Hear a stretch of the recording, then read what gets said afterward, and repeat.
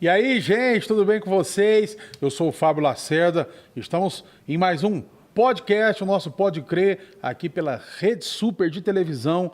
Você é muito bem-vindo e hoje nós vamos falar de um assunto que está na moda, o assunto do momento. Sabe qual que é? É dívida. Você conhece alguém que está devendo alguma coisa? Você conhece alguém que está endividado? Nós trouxemos um cara que é especialista nesse assunto, doutor Daniel Mendonça. Doutor, seja muito bem-vindo. Ô, pastor Fábio, eu que agradeço o convite. Me sinto, assim, extremamente honrado de estar aqui participando desse programa e espero contribuir com todos aqueles, né, que precisam de uma orientação sobre esse tema que é muito sensível e, como o senhor bem disse, né, está muito na moda, né? Vivemos momentos, assim, difíceis e vejo que é o momento agora de buscarmos um ânimo e darmos as informações necessárias para as pessoas. Verdade, doutor Daniel. Estou muito feliz de o senhor estar aqui hoje. O senhor que é um advogado muito conhecido em Belo Horizonte, comentarista de vários assuntos, especialista de vários assuntos também. Nós somos amigos e temos um amigo muito em comum, que é o advogado também, doutor Vanderlei Teodoro, né, que trouxe o senhor até aqui para que a gente falasse desse assunto hoje. E acho muito interessante a gente poder falar disso, porque quando a gente fala em dívida, né, a gente sabe que as pessoas que estão devendo, elas ficam fragilizadas, elas se sentem inferiorizadas, elas se sentem desprotegidas, elas se sentem sem direito nenhum de reclamar alguma coisa em relação àquilo, de buscar um direito em relação àquilo. E esse momento da pandemia, que nós ainda estamos vivendo, a gente sabe que muitas pessoas, que são pessoas honestas, que são pessoas trabalhadoras, mesmo elas lutando contra, elas entraram em dívida. E isso tem tirado o sono de muita gente, e nós sabemos que tem uma lei para isso, e eu quero que o senhor fale um pouquinho para a gente. Eu sei que muitas pessoas, elas precisam de um alívio nessa área. Pastor Fábio, gostaria também de agradecer mais uma vez aqui essa oportunidade, render minhas homenagens ao meu sócio e colega de trabalho, doutor Vanderlei Teodoro, que nos convidou para participarmos aqui do seu programa. E quando tratamos desse assunto, é um assunto que eu tenho certeza que muitas pessoas vão se sentir inseridas, porque hoje a questão do superendividamento é uma questão social, não é mais uma questão individual. E o poder público entendeu isso, entendeu que era um momento propício de vir uma lei para poder auxiliar essas pessoas que estão passando dificuldades, até mesmo, pastor, do básico em suas casas. Então, é uma lei que tramita há muitos anos já no Congresso. Desde o ano 2012 essa lei vinha em tramitação, mas o senhor bem disse, com a pandemia, houve uma aceleração nos trâmites desse projeto de lei e essa lei entrou em vigor no dia 1º de julho deste ano. Ou seja, nós estamos falando de pouco mais de um mês em que essa lei entrou em vigor no ordenamento jurídico brasileiro, que é a Lei 14.181 de 2021. E o que essa lei, pastor, ela traz de interessante? Essa lei, ela trouxe modificações para o Código de Defesa dos Consumidores, também trouxe modificações no Estatuto do Idoso. Ela veio inserir artigos nessas duas normas pré-existentes, de modo que as pessoas agora têm um instrumento seguro, um instrumento legal para poderem fazer repactuações de suas dívidas. Olha só, interessante, doutor. Eu sei que muitas pessoas elas entraram em dívida nesse momento da pandemia, mesmo sem querer. Não são pessoas que não souberam lidar com o dinheiro ou fizeram uma coisa errada, uma extravagância. Não, pessoas que mantinham a sua casa ali, tudo dentro dos seus limites, mas de repente chegou a pandemia, elas perderam o emprego, elas diminuíram a venda. Pessoas que também precisavam pagar alguma conta para elas, ficaram sem pagar uma pessoa que tinha um recebível de aluguel, por exemplo, alguma coisa assim, né? O que essa pessoa hoje, doutor, que nos assiste, e eu sei, e nós estamos falando específico, porque talvez pessoas estejam nos assistindo e falando assim, não, estão falando de empresa, tal. Não, essa lei não é para empresa, essa lei é pessoa física, né? Pessoa física, pessoa natural. Então é o pai de família, a mãe de família ali, que trabalha, que mantinha as contas, e de repente pegou um dinheiro, ficou devendo uma conta que ela financiou e agora está sofrendo as consequências disso. É bom que se diga, pastor, que é uma lei para os consumidores. É uma lei para o consumidor. Para o consumidor. Ela veio especificamente para atender essa relação de consumo. Sim. Doutor, eu costumo dizer assim, né, em algumas situações, que dívida não se paga com dinheiro.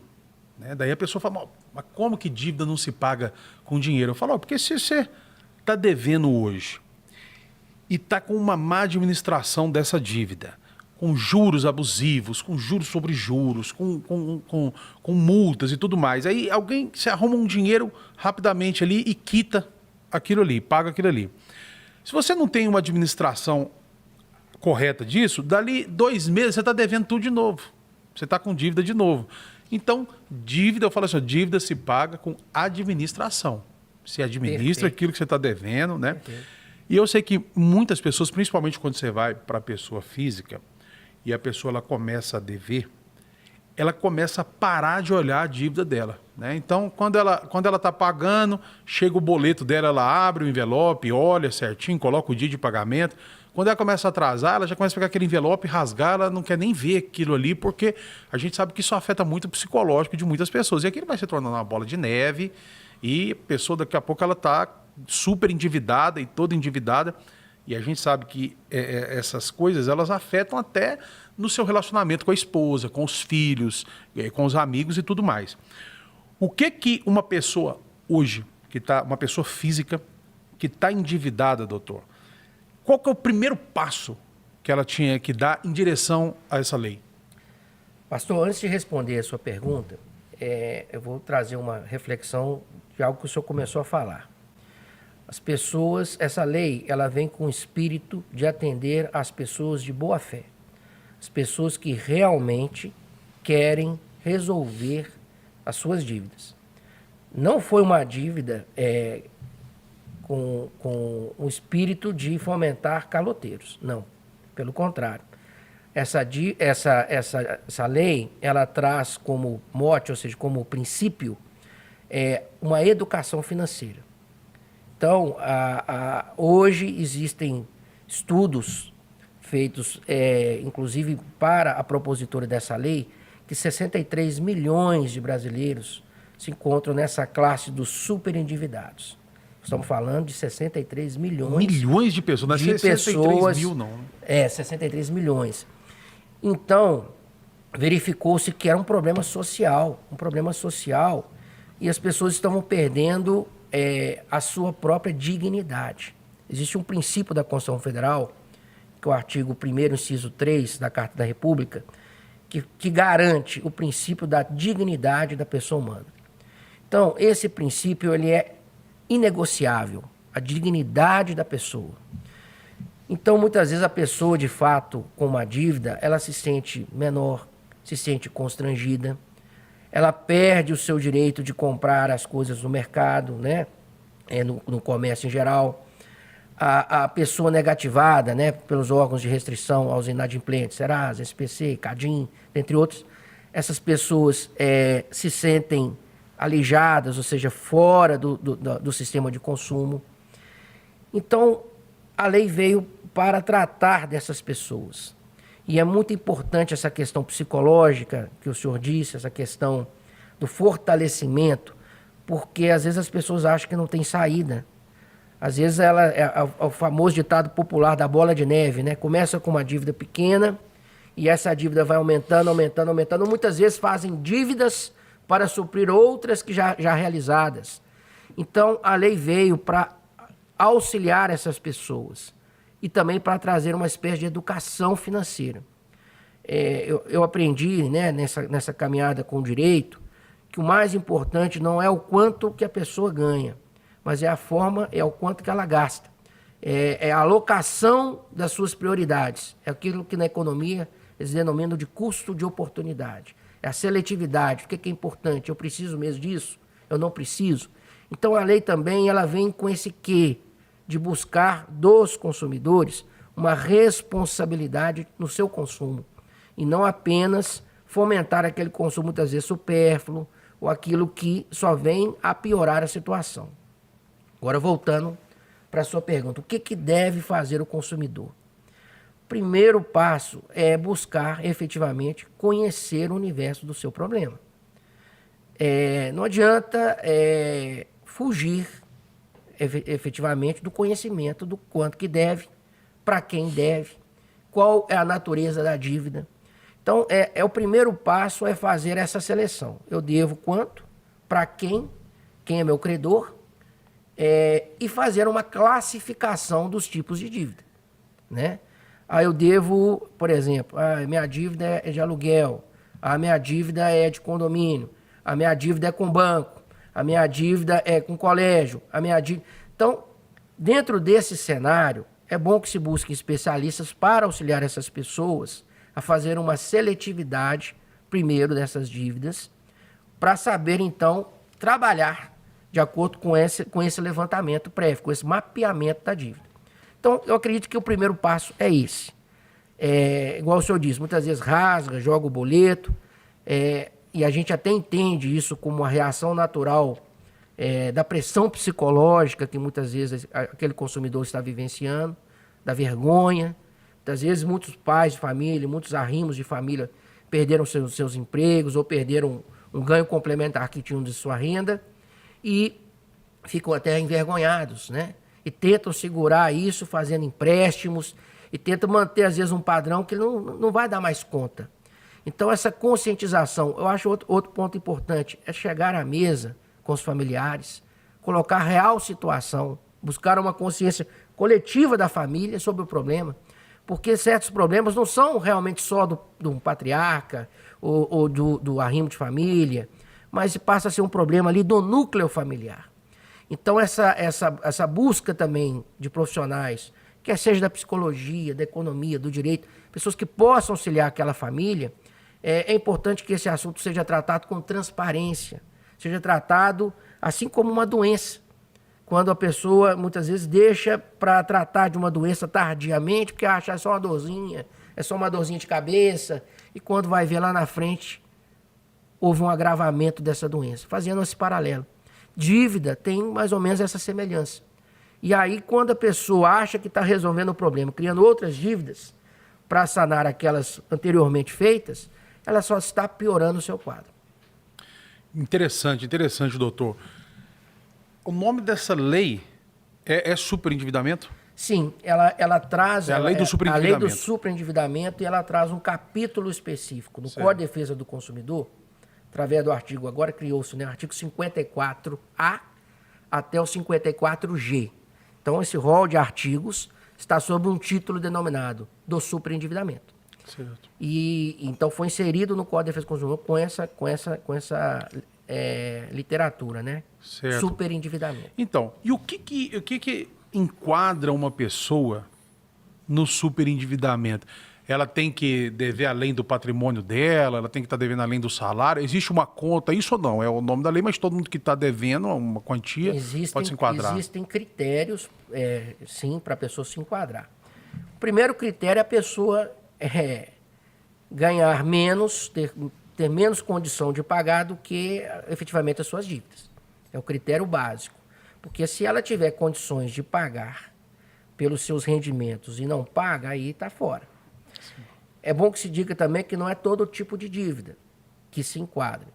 A própria lei ressalvou algumas classes de dívidas que não se entram nessa lei de superendividamento. Por exemplo, financiamento imobiliário. O financiamento imobiliário não se enquadra na lei do superendividamento. Agora, dívida de cartão de crédito, dívidas bancárias, se enquadra nessa lei do superendividamento. Todas as dívidas de consumo, exceto aquelas que a própria lei excetuou, se enquadram. Então, Os critérios para os consumidores se valerem desse benefício da lei, efetivamente, é estar inadimplentes e numa condição de insolvência. O que é essa insolvência? É quando esse consumidor, a soma dos seus ganhos, ela é inferior, efetivamente, às dívidas já contraídas. Importante que se diga que essa lei, ela dá uma margem de repactuação através de uma ação judicial. Se, porventura, ela quiser negociar extrajudicialmente com seus credores e os credores criarem obstáculos, não, nós não queremos negociar, não é do nosso interesse, ela pode buscar a justiça, ajuizar uma ação, chamar todos os credores e ali na justiça, com amparo do poder público, fazer então um plano de organização de pagamento. Se nós pegarmos a lei de recuperação judicial para empresas e fazermos um paralelo, muitos advogados, muitos juristas estão entendendo que abriu-se campo para se fazer de forma análoga ao que se faz na recuperação judicial para empresas. Então, por exemplo, nós podemos, a título de exemplo, tá, pastor? Sim. Pegar as dívidas ali daquela pessoa e criar um plano de 5 anos para que ela possa, em 5 anos, se ver livre daquela dívida. E os credores negociando com cada um dos credores. Correto. Doutor, vou fazer uma pergunta para o senhor dentro disso aí, mudando o lado da moeda. Sim. Para quem está nos assistindo, nós estamos falando aqui sobre dívida. Muitas pessoas nesse momento estão endividadas e estão apavoradas com isso tudo. E é uma oportunidade que elas estão tendo de renegociar, de ter um amparo da lei, né, para a proteção, como o senhor disse, da sua dignidade e da sua condição de seguir a vida e dar a volta por cima daquilo ali, né? Exatamente. Mas essa lei também, ela protege uma pessoa que tem dinheiro para receber da outra, no sentido assim, igual o senhor falou, essa lei não é para caloteiro, mas a lei, existem proteções para uma pessoa que quer se aproveitar nesse momento da lei de superendividamento para não pagar alguma coisa, para ter benefício naquilo ali? A lei deixa bem claro quando ela utiliza a palavra boa-fé. A boa-fé nas relações, a normativa jurídica como um todo entende que a boa-fé é presumida, a má-fé tem que ser provada. Então, as pessoas de má-fé que querem se valer desse instituto, certamente não terão sucesso na busca disso. Primeiro, por quê? A maior classe hoje dos credores para esse tipo de negociação vão ser os bancos. Os bancos têm conhecimento da ficha dos seus clientes, do acervo patrimonial que seus clientes possuem, da possibilidade, por exemplo, da venda de um patrimônio para liquidar dívidas.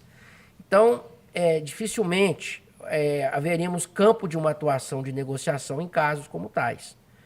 Então, é uma lei que foi feita para aqueles que, de fato, se encontram numa situação de quererem resolver as suas pendências financeiras, mas de não terem ali uma solução financeira e econômica para isso. Sim, então é para realmente quem está com boa vontade, Exato. né, quem demonstra essa boa vontade nesses atos de querer sanar aquela situação ali, a lei vai beneficiá-la nesse sentido, né? Exato. Doutor, eu sei que muita gente que tem assim, vamos botar assim, um bom emprego, ou tem uma empresa, tem um CNPJ, para ela um acesso a um advogado já é fácil, muitas vezes ela já tem advogado que olha a causa para ela, mas eu sei que nesse momento da pandemia, muitas pessoas, elas nunca precisaram de ter um advogado, de consultar um advogado.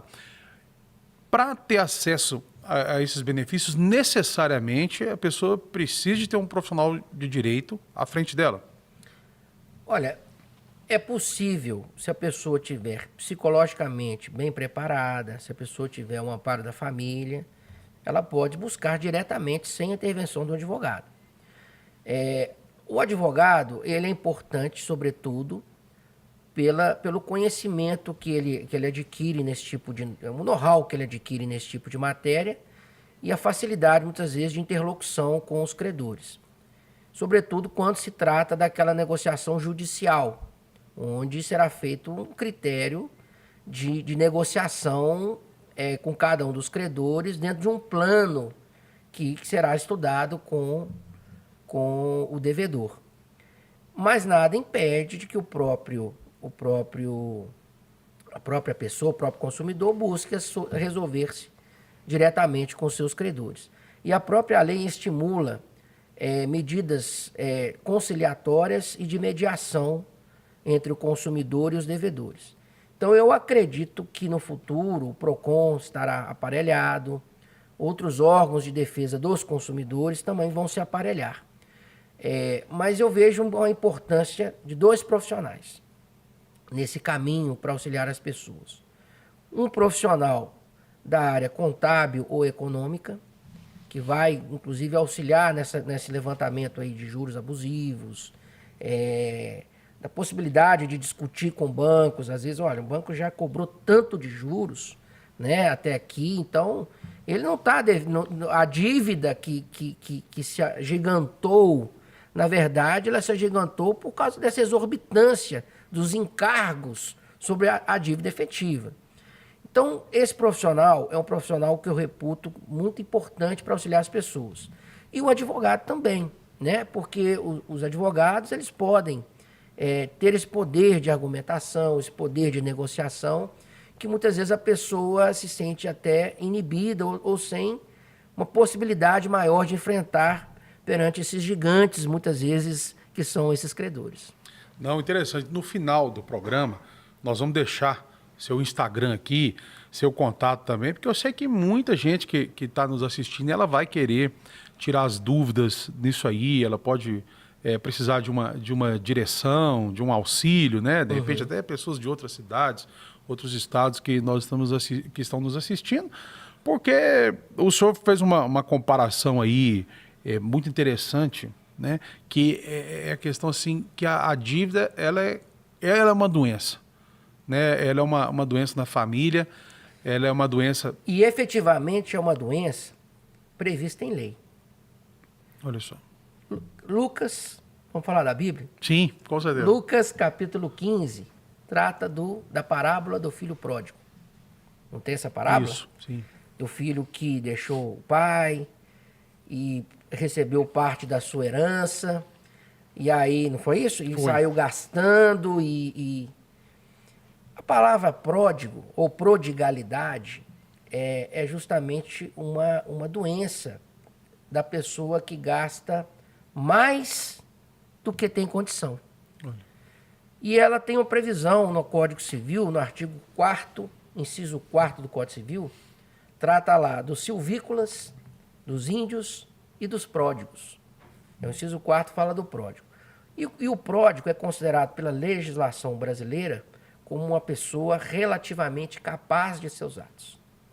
Então, ela já é classificada como uma doença, a questão do pródigo. É a pessoa que não tem controle sobre as suas finanças. Então, posso afirmar aqui, pastor, que o pródigo efetivamente é um doente. Olha só, que interessante, cara. Eu não sabia.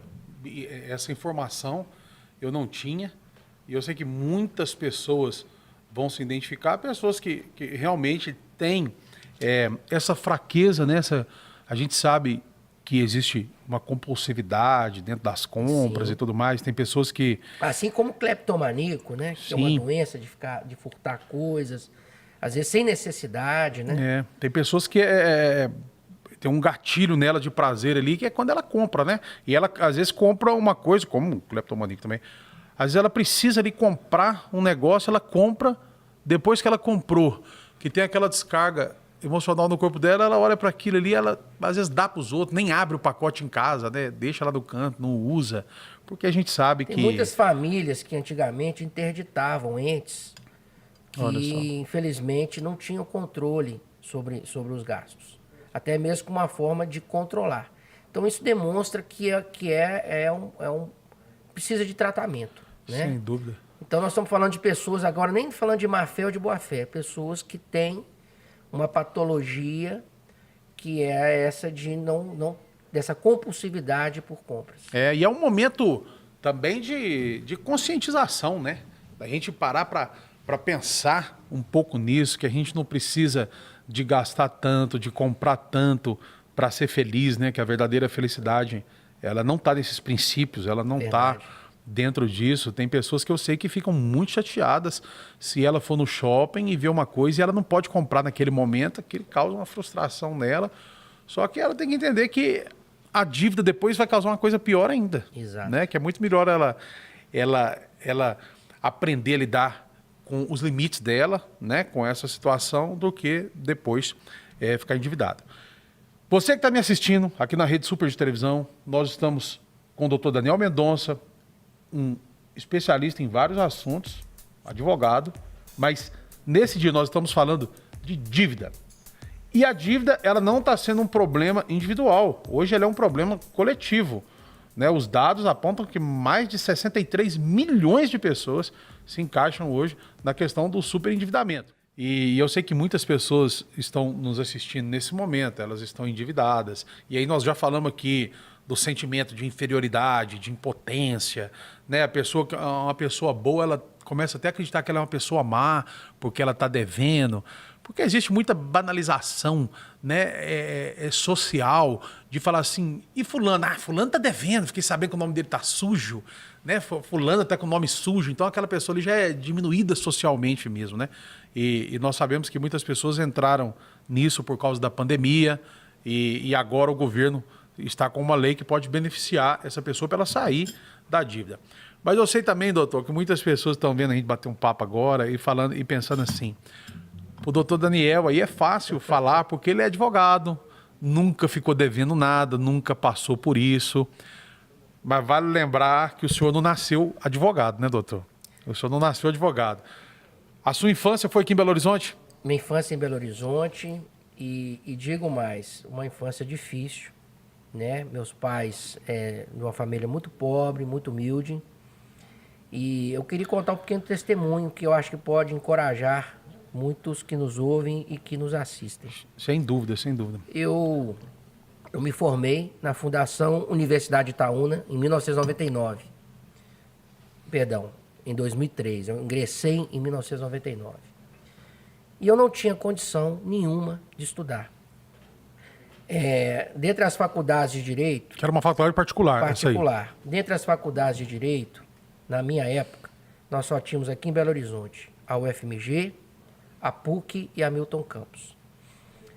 A FUMEC nem tinha ainda iniciado. E eu só tinha uma opção, o FMG, porque eu não teria condições de ingressar numa outra faculdade particular de Belo Horizonte. Surgiu, então, a possibilidade de eu estudar em Itaúna, porque era a mensalidade mais barata das faculdades de Direito.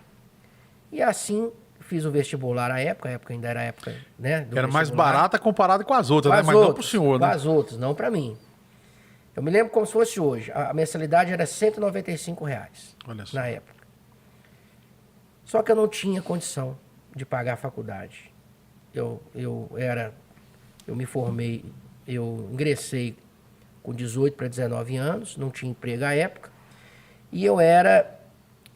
um levita da igreja. Eu tocava violão, tocava guitarra, da igreja, a igreja metodista congregacional ali do bairro Floresta, do pastor Ari Otávio.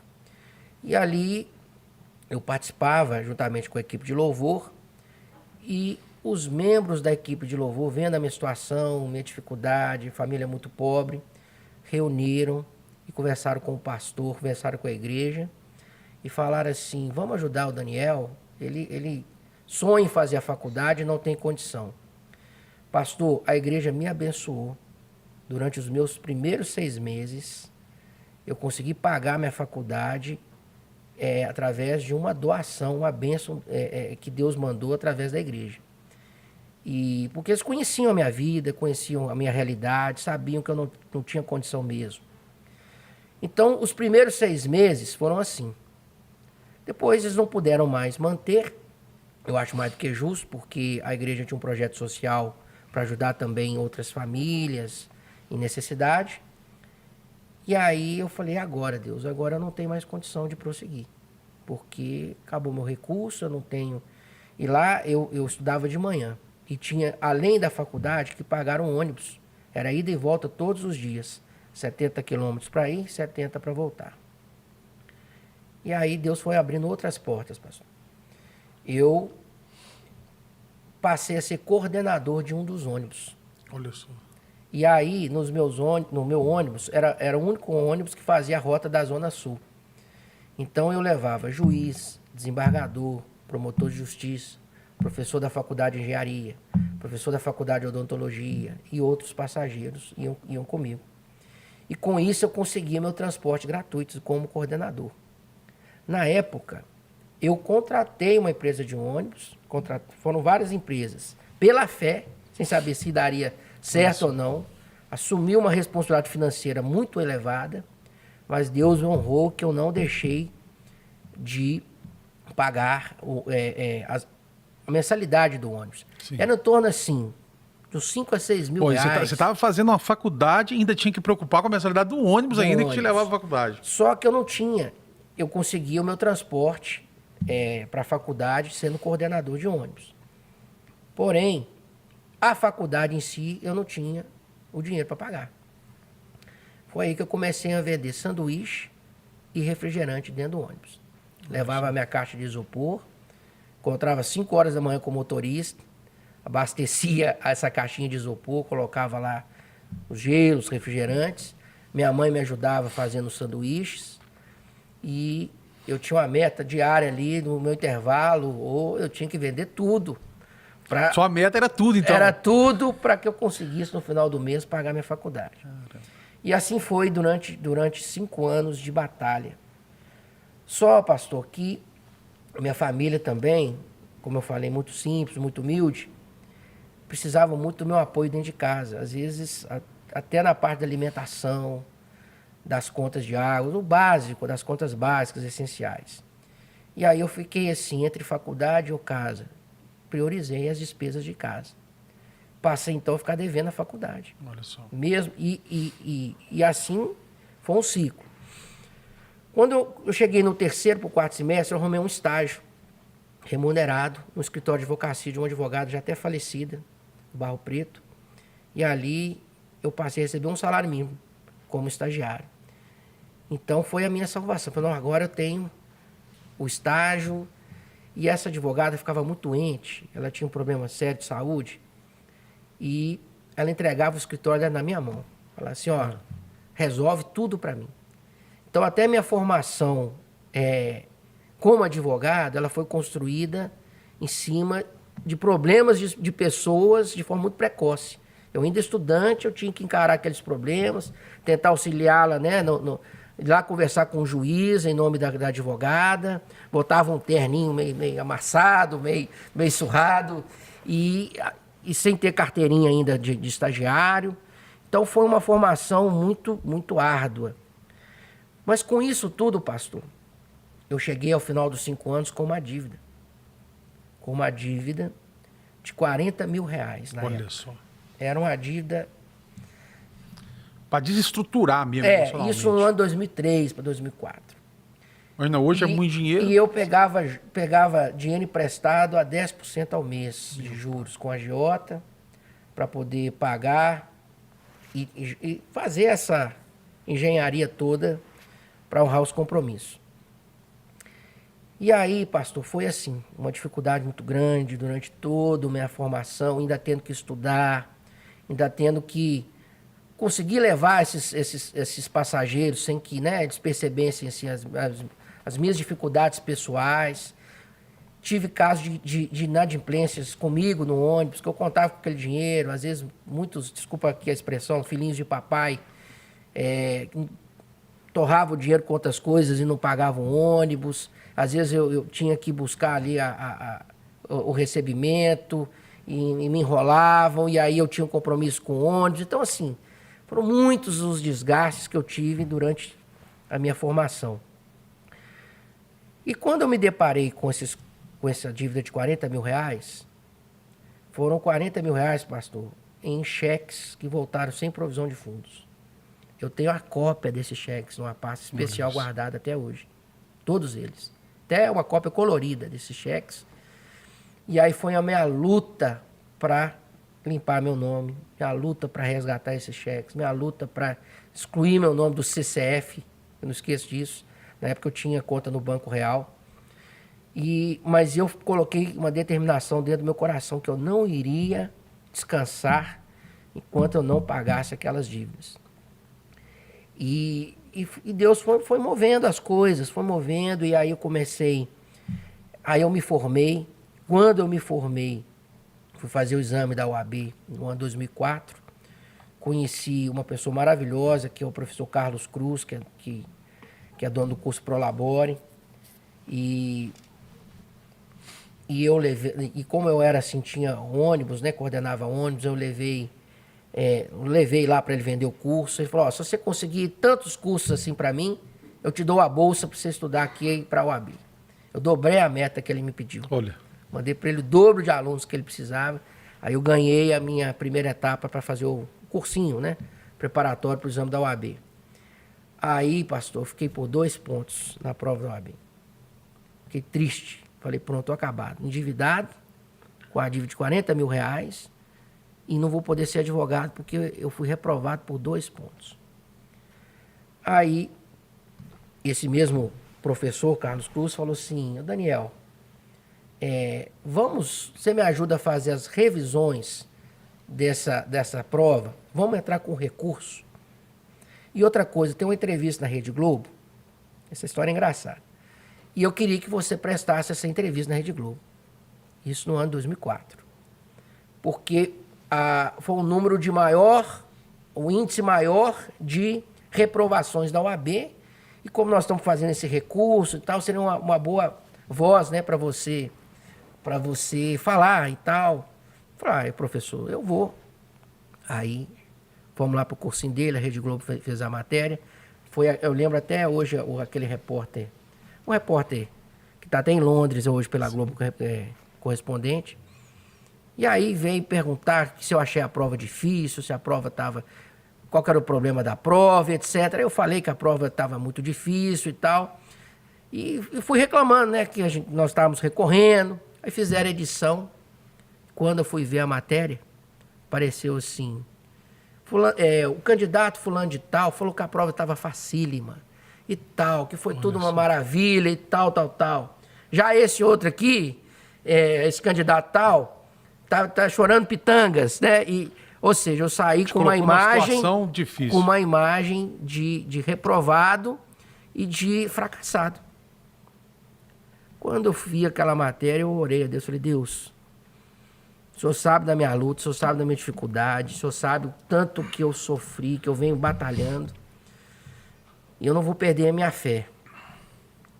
Aí o professor falou: vamos trabalhar nos recursos. Nós conseguimos recorrer de 12 questões da prova da OAB. Resultado, a OAB anulou 2 questões e eu fui aprovado com recurso. Olha só. Eu entrei na minha classe, entrando com recurso da prova que ela mesmo... Ou seja, tipo de um advogado mesmo, né? Sim. Já entrando com recurso para fazer a segunda etapa. Na segunda etapa do OAB, eu fiz a prova, fui aprovado. Escolhi a matéria civil, que sempre gostei muito do direito civil. E aí, pastor, nessa segunda etapa, tirei 8 em 10 na prova, fui aprovado e peguei minha carteira. Então, assim, foi muita lágrima, foi muito suor, foi muita pressão, foi muita exposição. E a partir daquele momento, eu falei: a minha prioridade é pagar a minha dívida. E aí eu paguei um por um dos meus credores, resgatei cada cheque e eu guardo como lição de vida, guardo como uma lição para o resto da minha vida, essa minha pasta, que toda vez que uma dificuldade ou outra aparece para mim, eu abro essa pasta e reflito na capacidade que Deus me deu, e que eu acredito que Deus deu para cada um que nos assiste, né, para cada um aqui presente, de superar as dificuldades. Então, é uma lição de vida que eu guardo. Fiquei endividado, sim, precisei do meu nome negativado, cheque sem fundo, mas eu não vivi só esse momento, eu vivi o momento da superação. Olha só, Fantástica essa história, doutor, porque eu sei que muitas pessoas estão nos assistindo e eu até classifico essas pessoas com dois tipos. Pessoas que estão começando a vida agora, que são jovens e muitas vezes ficam na ânsia de ter uma oportunidade, de alguém, né, ajudá-lo a começar e custear as suas coisas tal, para que ele possa formar ou ingressar numa faculdade. E a gente vê também uma segunda classificação, que são pessoas que muitas já se formaram ou que têm uma profissão e que contraíram dívidas também nesse momento. E às vezes a pessoa, em um momento da situação, a gente começa a achar que não é possível, né? Que não é possível reverter as coisas, não é possível dar a volta por cima. E aí a gente vê uma história igual a sua e a gente vê que é possível, né? É possível. Hoje você está falando de dívida aqui para as pessoas, dando dicas num assunto que não só você conhece juridicamente, mas como você viveu ele. E numa época que, de repente, não tinha uma lei assim para te amparar em alguma coisa, né, doutor? Não tinha, na época, mas eu parti para negociação. Embora não tivesse, por exemplo, a dívida alta que eu tinha desses cheques, né, eu tinha muitos juros embutidos. Então, eu somei uma quantia em dinheiro, falei, olha, eu tenho X, você aceita para a gente poder encerrar essa dívida? Aí a pessoa aceita, então devolve o cheque, toma aqui, pode contar nota por nota. Então, eu acho que isso é válido dentro de uma situação, de um contexto que a própria lei traz hoje de boa-fé, as pessoas quererem resolver o seu problema, porque a grande questão que essa lei traz é essa questão humanitária. As pessoas, elas não podem perder o mínimo existencial. O que é o mínimo existencial? A gente usa muito esses jargões. A pessoa precisa de moradia, precisa de água, precisa de energia elétrica, hoje precisa de alimentação. Até a internet é uma coisa... Precisa de alimentação, precisa de internet para estudar. Então, são aqueles chamados bens essenciais. A pessoa não pode se ver privada desses bens essenciais por conta do superendividamento. Sim. Então, a lei ela veio trazer esse quê mais humanista para preservar a possibilidade também dessa pessoa soerguer, né? Assim como eu tive aquela oportunidade no passado, nós precisamos quebrar esse preconceito, quebrar essa visão. A pessoa, às vezes, negativada, ela fica com muita vergonha porque fala, meu maior patrimônio é o meu nome. Ele continua sendo o seu patrimônio, mesmo que momentaneamente você esteja negativado, né? Eu digo assim, Deus, quando nos criou, quando nos formou, quando Ele nos deu a dádiva da vida, Ele nos deu um poder que nós não sabemos. Existe uma autoridade dentro de nós que pode nos guiar a sair da inércia. Então, eu acho assim, se eu falar, qual que é o primeiro passo que a pessoa tem que... Eu vou até mudar um pouco a minha resposta. O primeiro passo não é só organizar, não. O primeiro passo é a pessoa acreditar nela. O primeiro passo é a pessoa fazer uma reflexão introspectiva e pensar, peraí, eu tenho capacidade, eu posso, eu vou, eu consigo. Então, a pessoa tem que exercitar, independente da religião que tiver, existe uma força muito grande dentro de nós que muitas vezes essa limitação psicológica ou essas crenças limitantes, Não, imagina. Essas crenças limitantes fazem com que a pessoa não enxergue o potencial que ela tem de superação, né? Tem gente que tem o poder, mas eu não sei fazer nada, sabe? Procura se conhecer melhor, procura parar um pouco de olhar ao seu redor. A parábola da Bíblia lá fala assim, primeiro tira a trave, não é isso? Como é que fala lá, pastor? A Bíblia? Tira a trave do seu olho para depois tirar o cisco do olho do seu irmão. Então isso é uma autorreflexão, as pessoas precisam olhar para dentro de si e ver essa capacidade. Não desespere, não entregue os pontos, né? Por conta das dívidas, com organização, com planejamento, com perseverança, com disciplina e com uma ação contundente e assertiva, você vai conseguir superar. Olha só, interessantíssima a sua história, tudo isso que você passou, uma história de superação. Fica de exemplo aí para você que está em casa, você que quer começar a sua vida, ou para você já ver que não é fácil, mas é possível a vitória. E você que está nesse momento, que está endividado, que de repente está desempregado, perdeu o seu ofício ali por causa da pandemia, a gente sabe que ainda muitas coisas continuam proibidas, agora que está acontecendo algumas permissões, mas nem tudo ainda, né, pode se fazer, nem todas as profissões podem ser exercidas. Você que está passando esse momento, para que você possa ter fé em Deus, como o doutor disse aqui, nesse final, saber que você é capaz, que existem condições de você realmente dar a volta por cima, porque Deus, ele te criou com um propósito.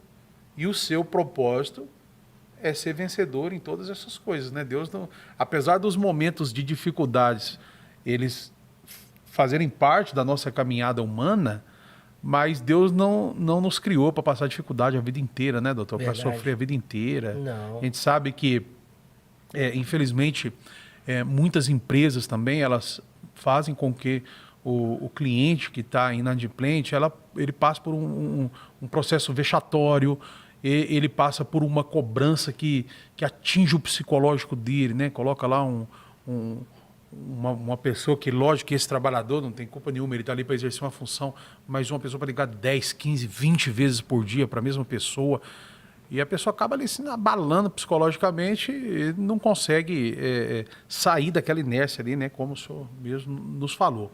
Doutor, eu fiquei muito feliz do senhor ter vindo aqui. A gente teria assunto aqui para falar disso aí, 5, 6 programas. Mas eu quero deixar aqui, doutor, com a sua permissão, Sim. o contato do senhor no Instagram. De repente, vou pedir para a Amanda colocar aqui também o telefone do seu escritório. Por quê? Porque eu sei que muitas pessoas nesse momento que estão nos assistindo, doutor, só com essa entrevista aqui que o senhor deu, esse bate-papo, elas já estão se sentindo aliviadas de ver a possibilidade delas negociarem, delas terem um nome limpo e sair dessa situação. Então eu sei que muitas pessoas vão ter muitas dúvidas. Se alguém quiser simplesmente, doutor, entrar em contato lá para tirar uma dúvida, para te pedir um conselho, ela pode fazer isso. Nós temos um canal, né, de WhatsApp no telefone, e nós estamos assim abertos para poder atender as pessoas que precisarem tirar suas dúvidas, quiserem conversar conosco. Nós temos um grupo, né, doutor Teodoro, eu e outros colaboradores, e estamos aqui à disposição. Maravilha. Vou pedir para a Amanda, então, colocar aqui esse WhatsApp aqui na tela também, para que você possa ser ajudado, para que você possa dar a volta por cima. Seu testemunho é muito bonito, viu, doutor? Saber tudo o que o senhor passou, apesar de você ser um cara novo, né? O senhor é muito novo ainda. Tudo que o senhor passou, conseguiu vencer, dar a volta por cima. E uma coisa que me chama muita atenção, doutor, é que às vezes a gente passa uma situação de dificuldade, que eu sei que muitas pessoas estão passando, e às vezes a gente não entende, por que eu estou sofrendo isso aqui, por que eu estou passando por isso aqui. Mas depois que você se supera, igual o senhor se superou, você começa a ser instrumento de cura na vida de muitas pessoas, né? Porque não existe ninguém melhor para ajudar uma pessoa do que alguém que já passou por aquela situação que ela passou. Exatamente. Eu vejo essa trajetória hoje, né? Claro que na época a gente vive a aflição, a tensão. Mas hoje eu vivo o aprendizado desse momento e vejo a importância que isso foi na minha vida. E espero que cada uma das pessoas que nos ouvem, que nos assistem, possam também fazer as suas autorreflexões e perceber, não lamentar, não murmurar, não viver o problema. Problema, ele foi feito para ser resolvido, solucionado, mas não para ser martirizado ou para ser efetivamente alimentado.